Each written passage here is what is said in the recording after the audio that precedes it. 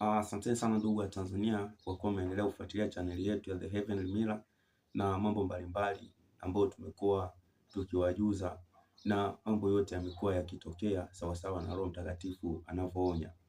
Mwaka jana mwezi wa 11 tuliweza kutoa nabii mbili. Unabii wa kwanza ulikuwa unahusu uchaguzi wa nchi ya Marekani na unabii wa pili ulikuwa unahusu uchaguzi wa nchi ya Tanzania. Katika unabii wa nchi ya Marekani, Mwenyezi Mungu alinionyesha Donald Trump akiwa anarudi Ikulu, na ndivyo nilivyolinena nalo lilikaa mstari ule ule. Na katika nchi ya Tanzania, basi Mwenyezi Mungu alikuwa ameonya vitu kadhaa kuhusu rais wetu ambaye yuko madarakani, Mheshimiwa Samia Suluhu Hassan, na tuliweza kuyanena vile vile. Tulionyeshwa Samia Suluhu Hassan akiwa anapoteza umaarufu kabisa, na tuliweza kuyaelezea. Nilikuwa nimeona Mheshimiwa Samia Suluhu Hassan akiwa amepoteza maarufu kabisa, na alikuwa amegeukwa na viongozi wenzake ambao walikuwa pale kamati ya juu, hususan viongozi wengi wa kiume wale ambao walikuwa pamoja naye pale juu walikuja wakamwacha, na walipomwacha huyu mheshimiwa akawa ameanguka kabisa. Ndivyo jinsi nilivyoona, akawa ameanguka, naye alipoanguka akaangamia. Alipoangamia akabaki kama skeleton. Alipobaki kama skeleton akawa hana uhai, na kichwa chake kilikuwa kimekatwa, kimeondolewa mahali pake. Lakini baadaye wakati Mwenyezi Mungu akiendelea kunionyesha yale maono, basi nikaona tena mimi nikitamka katika jina la Yesu Kristo, basi yule mheshimiwa alikuwa anarudi, nyama za mwili wake zikarudi na kichwa chake kwa kikarudi. Ndipo likanijia neno kusema mifupa iliyokuwa mikavu inavalishwa nyama tena. Na baadaye nikaona nikiwa nimeshika kitu kikubwa mfano wa Biblia, nami nikimkabidhi, basi Roho Mtakatifu akanena nami kusema, ndivyo itakavyokuwa. Huyu mtu atapoteza umaarufu kabisa, naye atakuwa kama amekufa, na atapoteza, na kila mtu atazani ya kuwa amekwisha kufa, na mifupa yake itabaki haina nyama. Lakini baadaye atakuja tena kuibuka na atakabidhiwa tena katiba ya nchi. Ndivyo ilivyokuwa katika lile ono.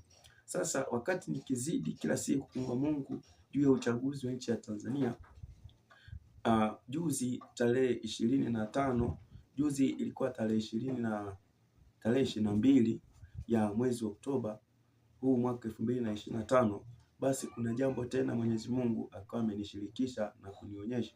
Nalo hili ni lazima niweze kuambia, ndilo hili haswa nililokuja nalo hapa sasa. Kwa maana kila kitu kimekuwa kikienda sawasawa kama Roho anavyoonya.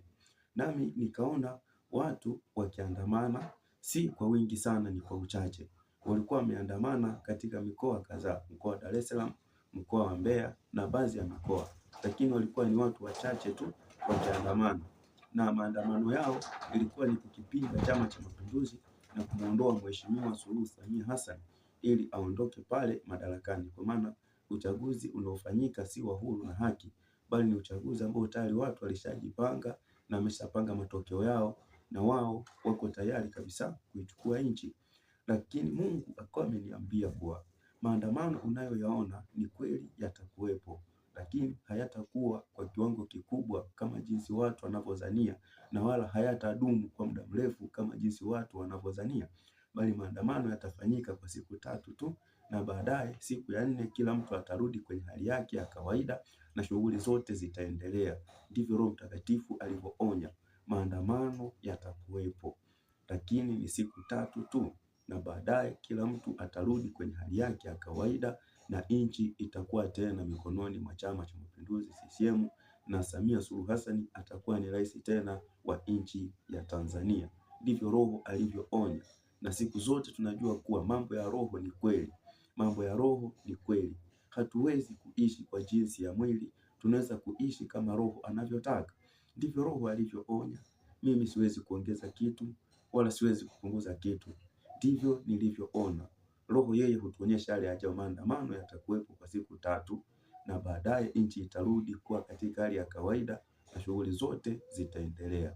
Asanteni sana kwa kunisikiliza.